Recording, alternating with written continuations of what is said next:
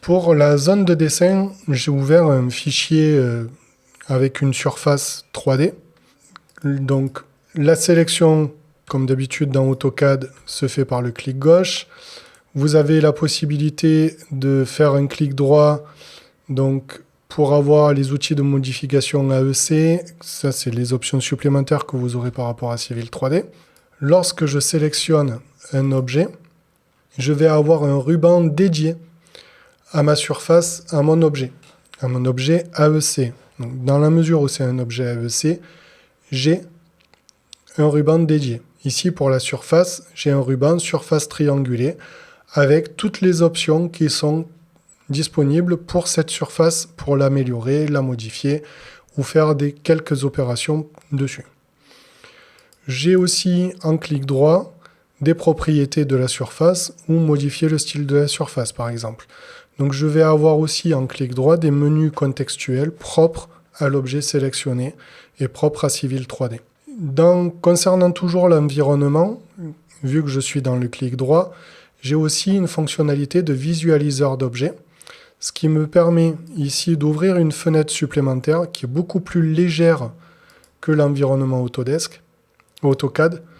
Donc j'ai la possibilité de choisir un style de rendu et j'ai la possibilité de faire de suite une 3D. Alors je vois que là, ma surface triangulée n'est vraiment pas très jolie.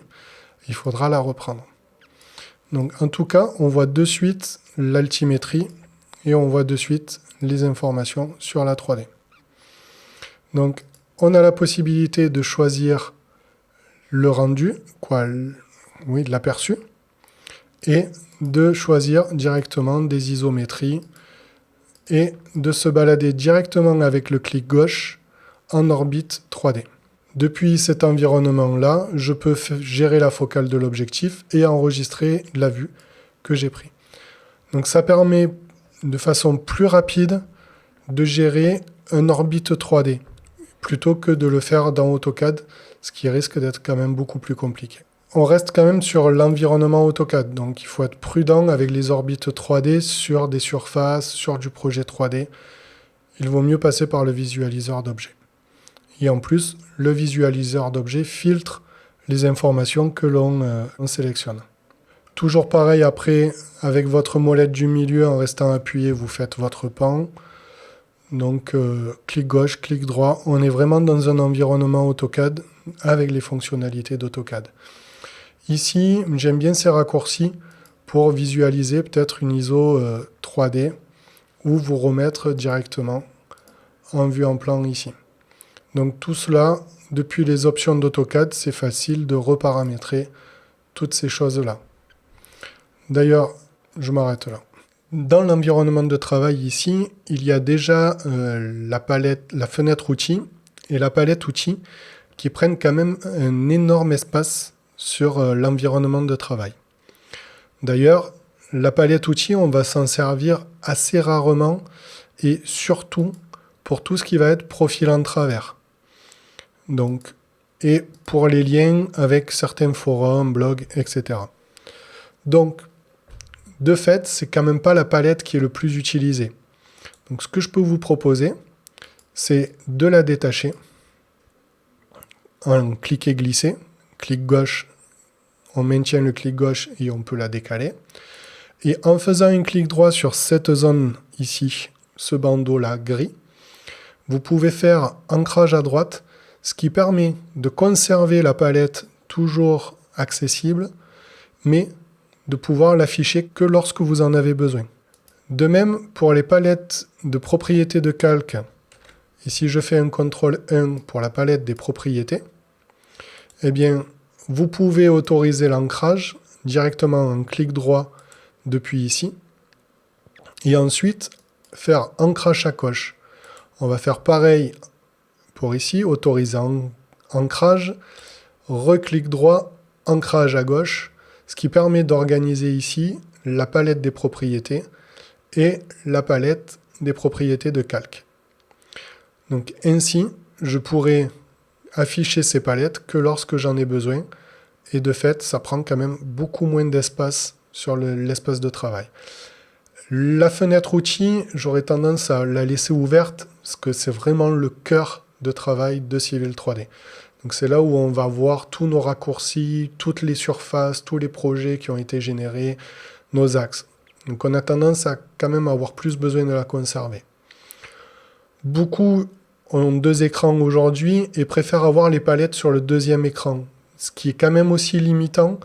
Ce vous verrez plus tard lorsqu'on fera du subassembly composer, lorsque l'on gérera aussi du multi-travail, eh bien, il peut être intéressant aussi d'avoir soit un 2e logiciel ouvert sur l'écran de gauche ou de droite, sur votre 2e écran, soit d'avoir un 2e AutoCAD d'ouvert pour visualiser d'autres objets, d'autres informations, ou des PDF, etc. Donc de fait, je préfère nettoyer mon 2e écran pour d'autres usages et pour d'autres logiciels. Et ainsi libérer au maximum mon espace de travail et avoir le maximum d'infos directement dans mon environnement de travail. Et l'avantage des ancrages, bien, il est qu'on peut avoir un maximum d'informations à disposition. D'ailleurs, si je continue dans ce sens-là, vous avez, si vous tapez XR au clavier pour vos références externes, pareil, vous pouvez ancrer vos références externes. Si je fais un CTRL-2 pour afficher le Design Center, je peux aussi ancrer à droite mon Design Center. Et ce qui me permet d'ici d'avoir à disposition à n'importe quel moment mon Design Center, mes références externes, et en plus d'agrandir ces palettes comme je le veux. Et mes palettes outils.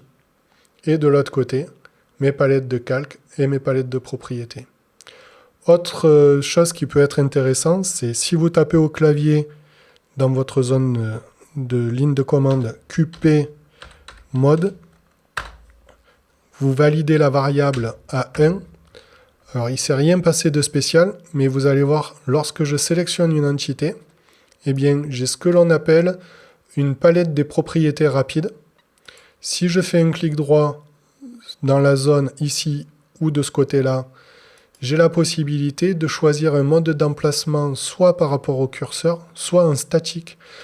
Et c'est beaucoup plus intéressant de l'avoir en statique, parce que vous allez pouvoir la poser dans un endroit qui ne vous gêne pas. Ici, lorsqu'il n'y a rien de sélectionné, rien n'apparaît. Lorsque je sélectionne un objet, j'ai cette palette qui apparaît. Et ensuite, je peux personnaliser ces propriétés-là et définir toutes les informations que je veux voir apparaître par type d'objet. Alors je peux le renseigner au fur et à mesure des objets que je sélectionne et définir par exemple qu'il est important de voir apparaître la position Z, de quel calque il est, et là sur les blocs par exemple ça pourrait me suffire. Je valide OK et maintenant lorsque je vais sélectionner un bloc, bien je vois bien sa position Z, sa rotation, son calque, donc les informations que je voulais. Il peut y avoir sur certains objets que je vais les sélectionner, par exemple sur la polyligne, je pourrais aussi avoir des informations étendues qui vont apparaître en laissant la palette ouverte. Voilà pour l'optimisation de l'environnement de travail.